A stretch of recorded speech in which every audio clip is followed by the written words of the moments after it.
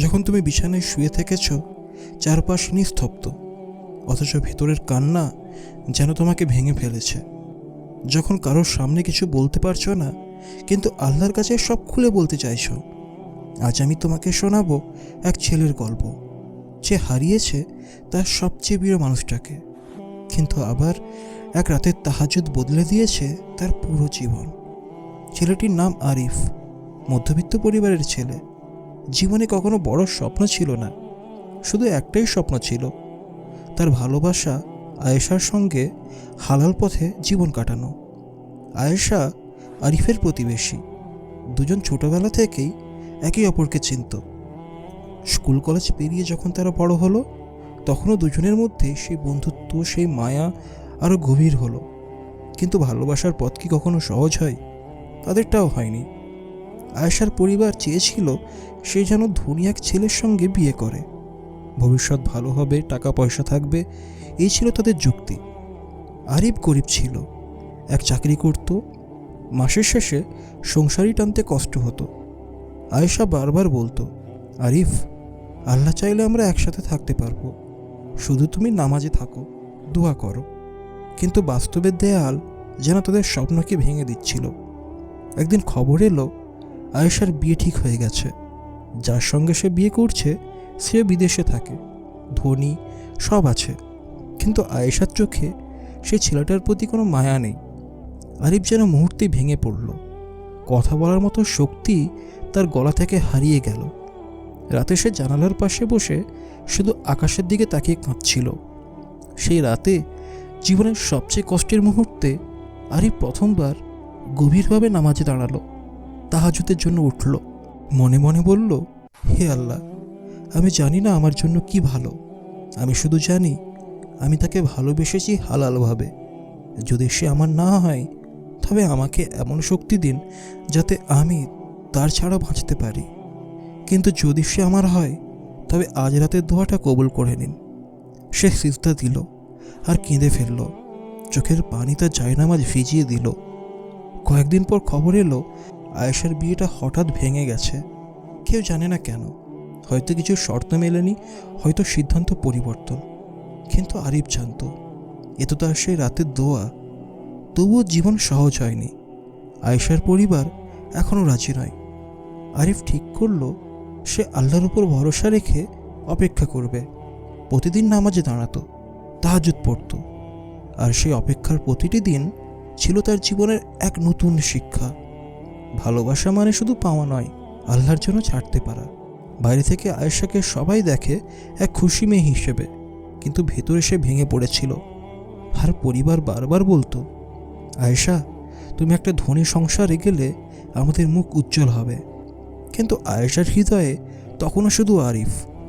প্রতিদিন রাতে সে নিজেও কেঁদে কেঁদে আল্লাহকে ডাকত, হে আল্লাহ, যদি আরিফ আমার জন্য ভালো না হয়, তবে আমাকে ভুলিয়ে দিন। কিন্তু যদি সেই আমার নিয়তি হয়, তবে তার দিকে আমার পথ সহজ করে দিন।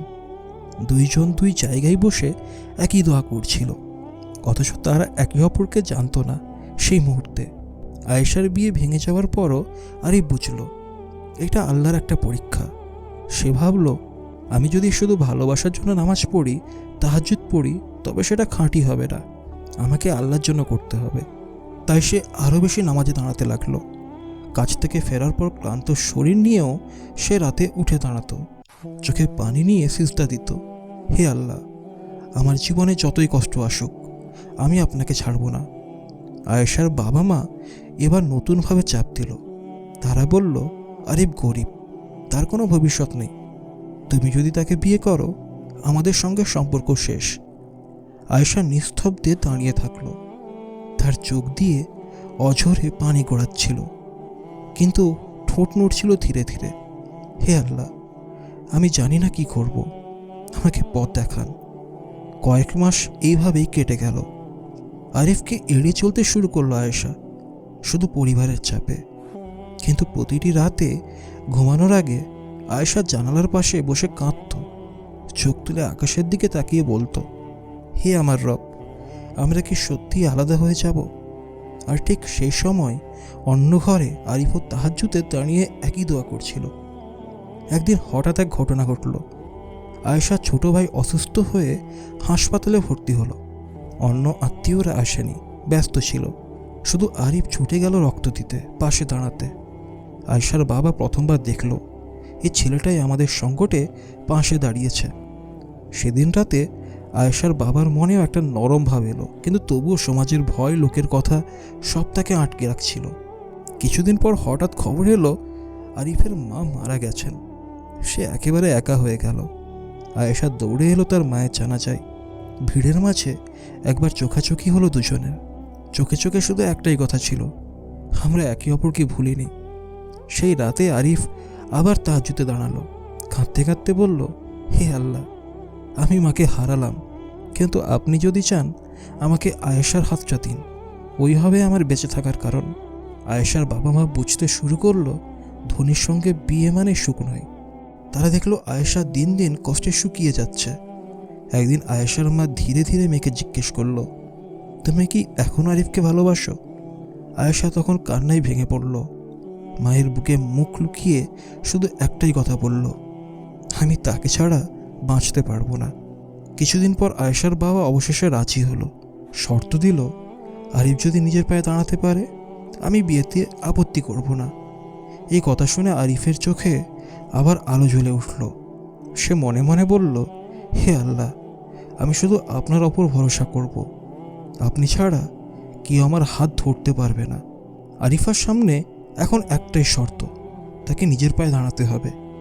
কিন্তু বাস্তব কঠিন ছিল। সে দিনরাত পরিশ্রম করতে লাগলো। চাকরি, টিউশনি, ছোটোখাটো কাজ, যেটাই হোক না কেন, শুধু আয়েশার হাত ধরার স্বপ্নে সে লড়তে লাগলো। প্রতিটি রাত শেষে সে আবার তাহাজ্জুদের জন্য উঠত আর দোয়া করত, হে আল্লাহ, আপনি যদি চান আমি পারবো, আমি শুধু আপনার দ্বারস্থ। চোখের পানি প্রতিটি সেজদার মাটি ভিজিয়ে দিচ্ছিল। কিন্তু জীবনে সবসময় একরকম থাকে না। একদিন আরিফ কাজ থেকে ফিরে শুনল আয়েশার পরিবারের নতুন প্রস্তাব এসেছে। এক ধনী পরিবার রাজি হয়েছে। আর এবার তাদের বাবা দৃঢ় স্বরে বলল, আমরা এই বিয়েতেই রাজি হব। আয়েশা কেঁদে ফেলল। সে আরিফকে চিঠি লিখল, আরিফ, আমি লড়েছি, আমি চেষ্টা করেছি, কিন্তু হয়তো আল্লাহ আমাদের জন্য অন্য কিছু লিখেছেন। আরিফ চিঠি পড়ে ভেঙে পড়ল। সে রাতে তার মনে হলো সব শেষ। কিন্তু নামাজে দাঁড়ালে বুকের ভেতর থেকে একটা আওয়াজ এলো, আল্লাহ তোমাকে কখনো একা ফেলে দেন না। কয়েকদিন পর অপ্রত্যাশিত কিছু ঘটল। আয়েশার বিয়ের তারিখ ঠিক হলেও হঠাৎ ছেলেটি সব ভেঙে দিল। কারণ সে বিদেশেই থেকে যেতে চাইছিল, আর বিয়ে করতে রাজি নয়। এই খবর শুনে সবাই হতবাক। আয়েশার মা শুধু ফিসফিস করে বললেন, এটা নিশ্চয়ই আল্লাহর ইশারা। অবশেষে আয়েশার বাবা আর বাধা দিলেন না। তিনি একদিন আরিফকে ডেকে বললেন, তুমি কি এখনও আয়েশাকে বিয়ে করতে চাও? আরিফ কান্নায় ভেঙে পড়ল। সে বলল, চাচা, আমি শুধু হালাল পথে তাকে চাই, আল্লাহর কসম, আমি তার যত্ন নেব মৃত্যুর আগ পর্যন্ত। পরিবার এবার রাজি হলো, কিন্তু আয়েশা আর আরিফ দুজনেই জানত এটা শুধু তাদের ভালোবাসার জয় নয়, এটা তাহাজ্জুদের রাতের দোয়ার ফল। বিয়ের দিন ঘনিয়ে এলো, সবাই খুশি। আয়েশার হাতে মেহেদির রং, আরিফের চোখে অশ্রু আর হাসির মিশেল। কিন্তু ঠিক বিয়ের আগের রাতে আবারও আরিফ তাহাজ্জুদের জন্য দাঁড়িয়ে পড়ল। সিজদাতে মাথা রেখে শুধু একটাই কথা বলল, হে আল্লাহ, আপনি আমাকে যদি আজ এই সুখ দেন, তবে আমার জীবনের বাকি সবটুকু আমি আপনার পথে ব্যয় করব। আমাকে ক্ষমা করবেন, আমাকে ধরে রাখবেন। ক্যামেরা যেন ধীরে ধীরে ফেড আউট হয়ে যায়। আয়েশা জানালার পাশে বসে সে একই আকাশের দিকে তাকিয়ে ফিসফিস করে বলছিল, হে আল্লাহ, এবার কি আমাদের দোয়া পূর্ণ হবে? এবং গল্পটা এখানেই থেমে যায়। অপূর্ণ, কিন্তু ভেতরে ভেতরে আশায় ভরা। কারণ ভালোবাসা শুধু দুনিয়ার নয়, এটা আখিরাত পর্যন্ত বিস্তৃত। এই ছিল সেই গল্প, যেখানে এক রাতের তাহাজ্জুদ বদলে দিল দুইটা জীবন, দুইটা আশা। কিন্তু মনে রেখো, ভালোবাসা যতই গভীর হোক, শেষ পর্যন্ত আসল ভালোবাসা শুধু আল্লাহর জন্য। মানুষের হৃদয় আল্লাহর হাতে। তুমি যদি তার কাছে ফিরে যাও, তবে অসম্ভবও একদিন সম্ভব হয়ে যাবে।